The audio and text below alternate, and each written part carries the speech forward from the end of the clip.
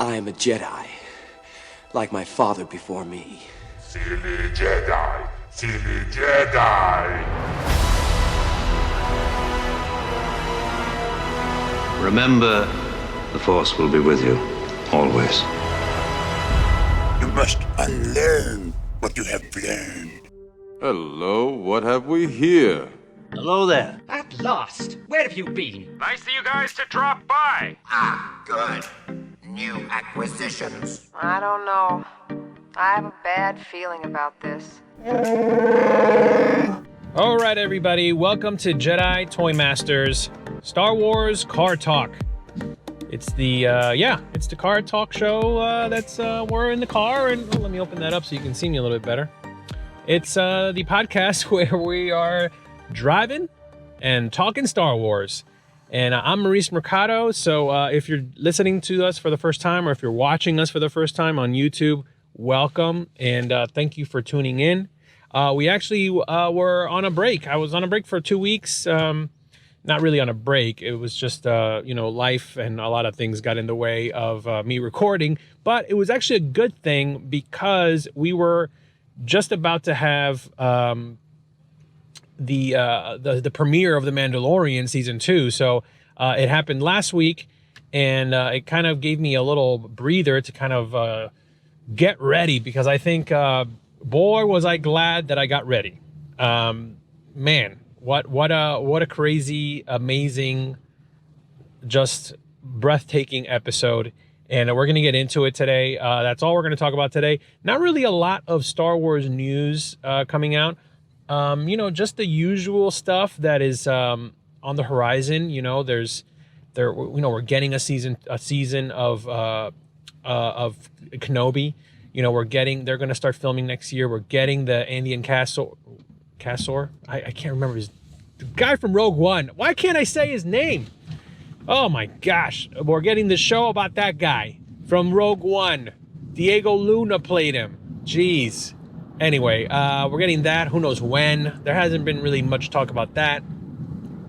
And we're getting an animated show. We're getting the Bad Batch animated series. We don't know when that's going to be, but it's really exciting that we are going to eventually get an animated show. Will the animation style be more in line with Clone Wars, the animated show, or will it be more kind of leaning towards Rebels, Star Wars Rebels, and that's animation style? So it's going to be interesting. Or are they going to just come at us with a new animation style, kind of like how Star Wars Resistance, the animated show, was very much kind of like anime in its style. So we'll see what happens. But right now, what we're really excited about, because there hasn't been any talk of films, any film releases or anything like that, anything on the horizon. Rian Johnson was supposed to have a trilogy of movies that he was writing. That's, out the door. The guys from Game of Thrones were supposed to be developing a Star Wars film. That's out the door. That's, nothing. There's been no talk about that. The closest thing to something new that's Star Wars and that's epic is in the novels. We're getting the High Republic novels, which is basically, the Old Republic just rebranded and kind of like, they're kind of redoing it. So anyway, if you guys are watching me on YouTube, I'm over here wrestling with this new little setup that I have here in the car. I have this kind of like a little gooseneck arm with a microphone on it, but the thing is loosening. It keeps, I got to tighten this thing. And anyway, it's a mess. It's a mess. But as I pull right next to a cop who's going to look at me like I'm a weirdo because I'm talking to myself in the car. But anyway, that's what happens when you are Star Wars Car Talk. You got to go with the flow, I guess. But so let's jump right in. Mandalorian Season 2 on Disney Plus, obviously. And what's interesting is that maybe a week or two before Season 2 premiered, I got an email. I don't know, a lot of us got an email from Disney Plus basically saying, hey, your subscription is up. You're going to get charged another $70 for a new year, another year of Disney Plus. And it's funny because it you know, everyone got it, or at least a large chunk of people got Disney Plus for Star Wars, for The Mandalorian particularly, and Clone Wars obviously. And now that it's up, you know, the subscription is up. Of course, now we're getting a season 2, so it's like you got to stick around for season 2. So that's a nice little convenient thing that Disney did there. But anyway, season 2 of The Mandalorian. Oh my gosh! Now I wasn't one of those guys that you know, waited up until midnight and then, you know, however late into the morning of Friday, the 30th, it, you know, popped up. You know, watched it. I didn't do that. I was actually away. So it was kind of good because I didn't have that distraction in the back of my mind of like, oh my gosh, I gotta watch Mandalorian. I gotta stop what I'm doing. I gotta watch Mandalorian. We were away, we were enjoying our family, and then the nice little treat was coming back Friday night and being able to sit down and enjoy the episode. I wanted to watch it with my sons, but it was late. And they were not behaving that day, so we kind of told them if you don't behave, you're not going to get to stay up and watch Mandalorian, and they did not. So unfortunately, they didn't get to watch it with Dad. Excuse me. They didn't get to watch it with Dad and Mom, but we watched it. We sat down, the wife and I, and oh boy, was it amazing! I was, man, I was surprised. It was a pleasant surprise because you didn't know what to expect. The way it ended off last season, the way the show really has been structured, it's basically like, oh, okay, so every episode is kind of like the Mandalorian getting kind of like shoved into this weird side adventure, where on his main goal, you know, it's almost like these little side episodes, side adventures that will get him closer to the main adventure. But we didn't know what the main adventure was because, you know, the first half of the season he was trying to get rid of the child. After he saved him, then he was trying to get rid of him somewhere so he could be safe and he could move on with his life. And then he realized that's not going to happen, and you know, he drew closer to him and kind of grew attached, as did the child to the Mandalorian. And then, you know, obviously, once you realize that you have the remnants of the Empire that really want their hands on him, and then the armorer gives him the mission at the end of basically, you need to protect this child. You need to take this child and find its people.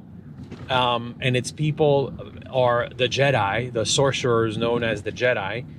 And that's the way. This is the way. That's what you have to do. You have to go on this quest. So that's his quest now. And here we are, jump right in episode 1 of season 2. He's on some like graffiti planet. He's on some like, you know, I don't know what this is. This is like the projects of the Star Wars galaxy. And he is, I don't know, he's in the bad part of town, and he goes into like some underground fight night. And bumps into the one-eyed John Leguizamo, and for some, you know, apparently now he needs to find other Mandalorian so that they can show him the way to get to finding some Jedi, or finding where the Jedi are, or what Jedi are left. So, you know, we didn't really get that much explanation into that. Hopefully, I mean, except just for some dialogue exposition where he basically is saying like, okay, well, if I can find some Mandalorian like me, then they will guide me through the underground channel of information that only Mandalorian, I guess, would be able to have those channels or whatever.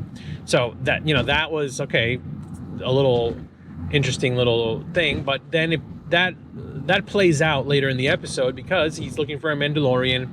One-eyed John Leguizamo tells him basically the only Mandalorian I know of is on Tatooine.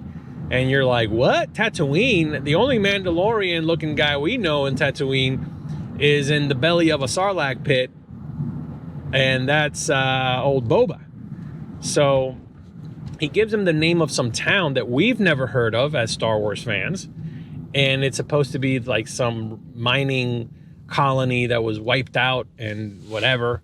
And so anyway, here we go. Fast forward, he's on Tatooine. He meets up with his mechanic friend, good old Tatooine Afro mechanic lady from the 70s with her nice little Afro puff, and and their droids, and the pit droids from episode 1 are there, and then we get R5. You get a nice little cameo by R5. Now that was a nice treat, because we did get to see R5 last season, and then all of a sudden here he is actually being useful for a change, not just blowing up. And he shows a map of Tatooine or whatever. So now Mando is on this quest to find this old town that's nobody's heard of, and that apparently there's a Mandalorian there. And when he gets there, it's now we go from watching The Mandalorian, a Star Wars Western, to literally watching a Western that happens to be based in the Star Wars universe. I mean, this is totally a Western from this point on. It is, it's John Wayne. It's a Western, guys. And he rides into town. He goes to the saloon, the bartender is what's his name? Wrinkly faced guy, prune face. It's a prune face, Weequay. And he's like, well, the only Mandalorian I know that looks like you is the marshal. See for yourself. And there he is, as he looks over to the entrance of the saloon. There's a tall drink of water wearing the Boba Fett's helmet and chest armor and gauntlets and knee pad. And you're like, wait a second. This doesn't look like did Boba Fett go through a growth spurt? What is this? And then old Boba Fett helmet guy, mystery guy, opens his mouth and speaks, and you're like, wait a second. Boba Fett doesn't sound like this. This isn't Boba Fett.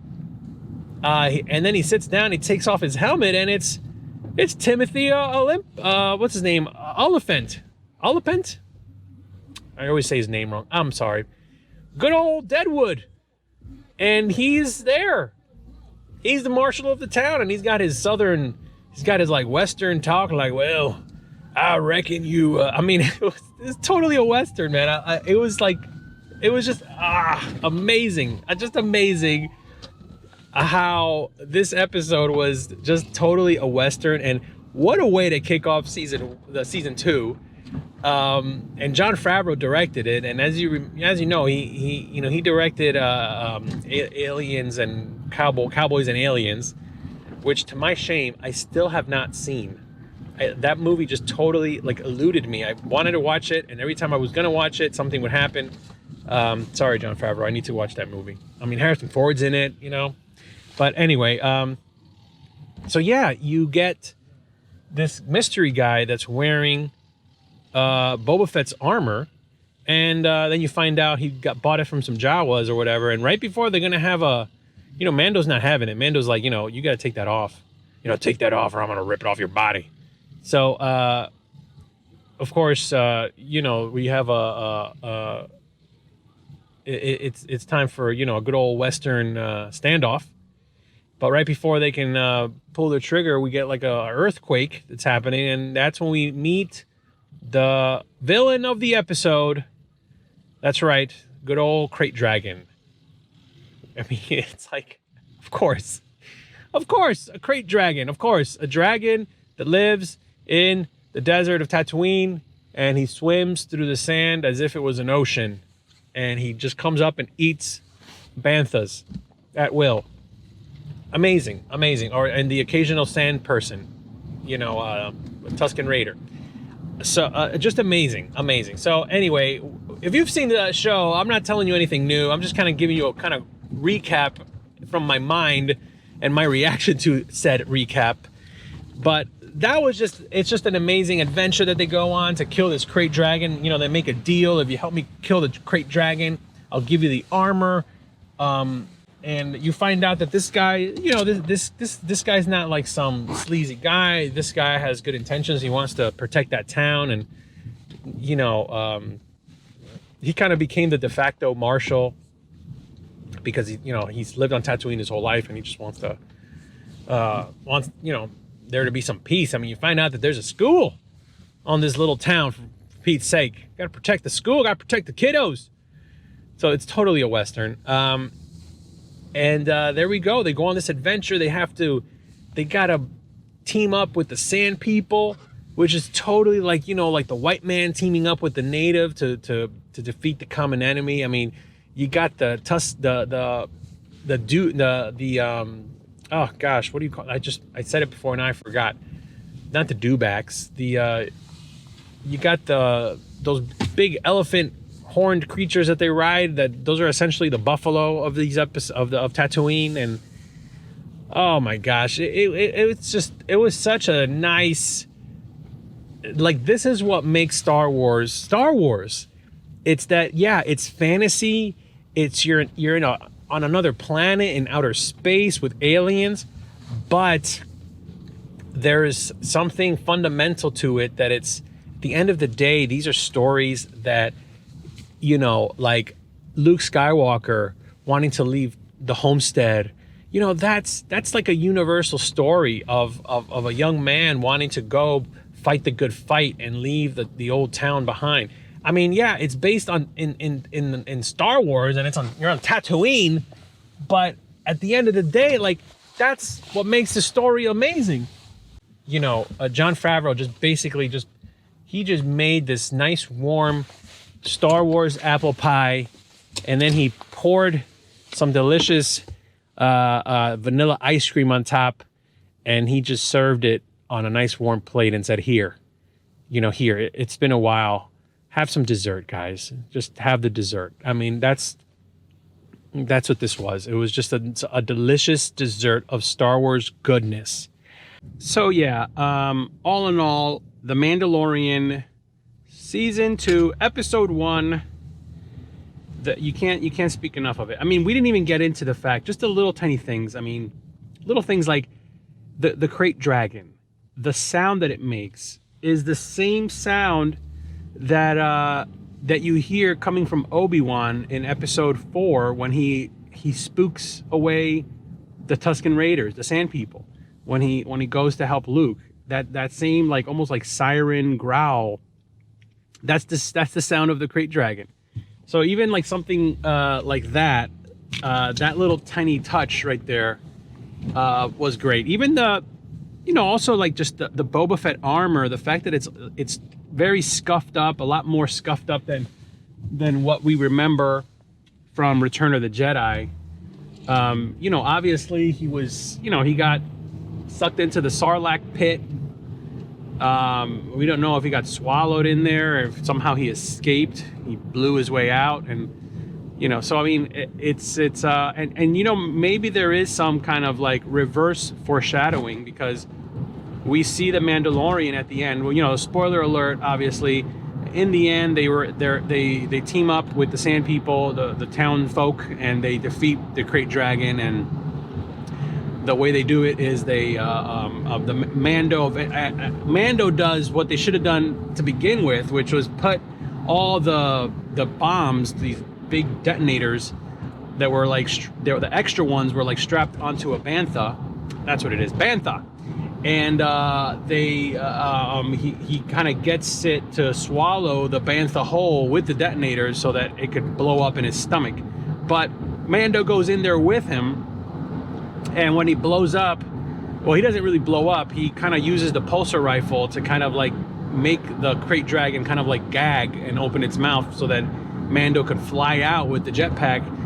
And then right when he's out, he hits the button and he detonates the bantha bomb, and the crate dragon stomach basically blows up in half. So that's kind of like what they should have done to begin with, but it makes for some exciting TV. So the cool little adventure. The child was kind of like sidelined in this episode.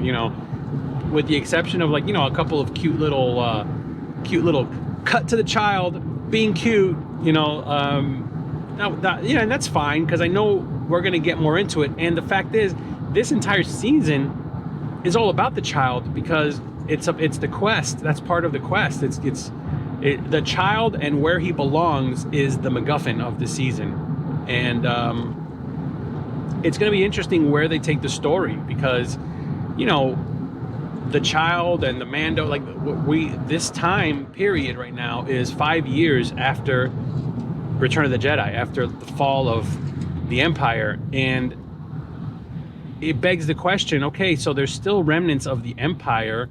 At what point does like Snoke and the First Order come onto the scene, or, you know, or start to become a thing? Because you know,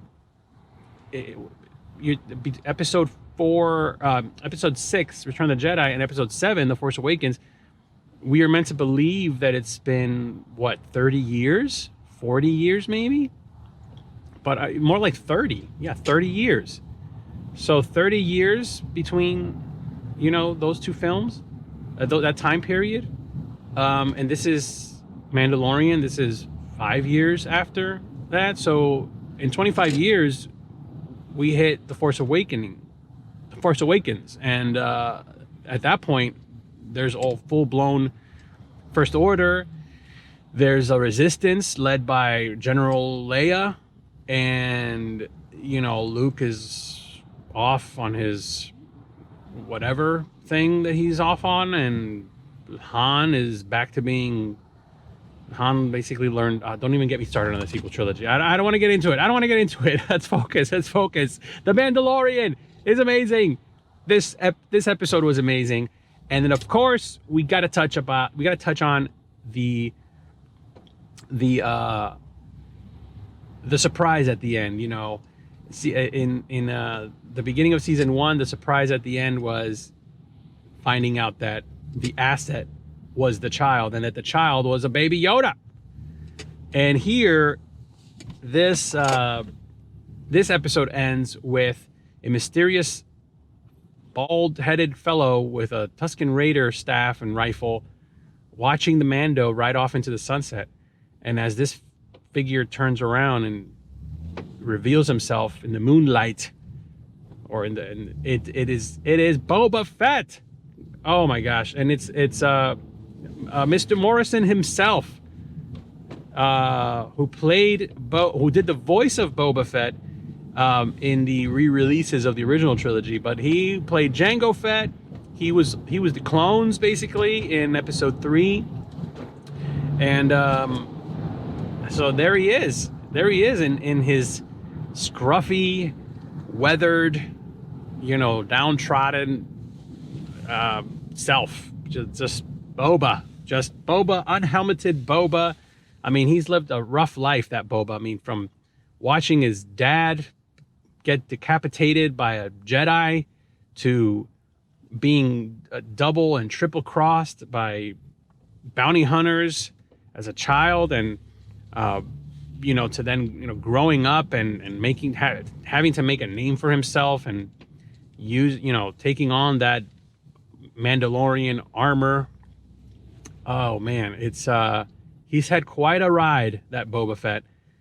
And we don't know what happened after Return of the Jedi. You know, he obviously got out, but he lost the armor.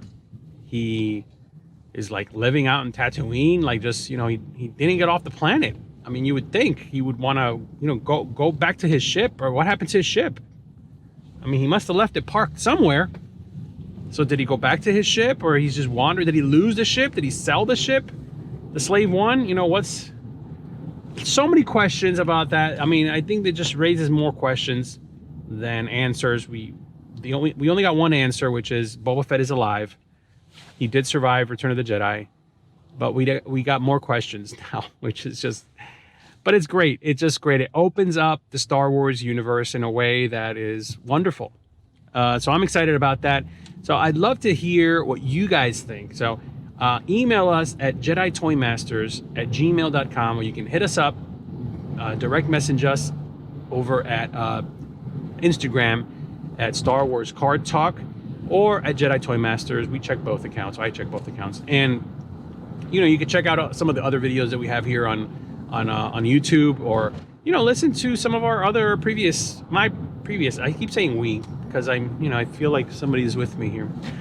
Some of our other episodes, you can check them out wherever you get your podcasts and wherever you're listening to this. Thank you for listening. And hopefully, if you're listening to us on iTunes, you know, apparently if you read a review and you read a good review and you give us some good ratings, that, you know, it helps get the channel, get the show noticed. So please do that and tell a friend. And send us some messages and some questions, and I'll do that. I'll do a show dedicated to questions, so from you guys. So hopefully as soon as I get enough, I will do that. But for now, guys, I'm super excited about The Mandalorian. I hope you are too. I can't wait for episode 2. I mean, at this point, when you hear this, episode 2 would have already come out. So I'm going to try to pump these out a little bit faster.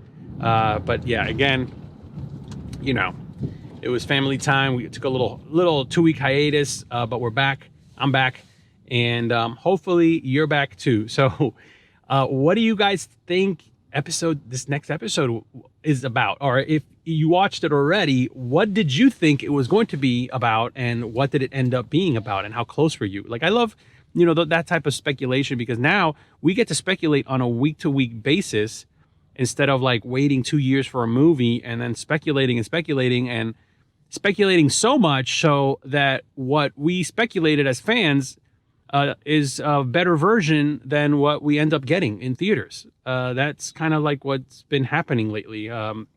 But this way, we get to speculate on a week-to-week basis based on what we've seen so far. And remember, we still have those couple of teaser trailers that have, you know, a lot of scenes from this teaser trailer we haven't seen in the episodes yet.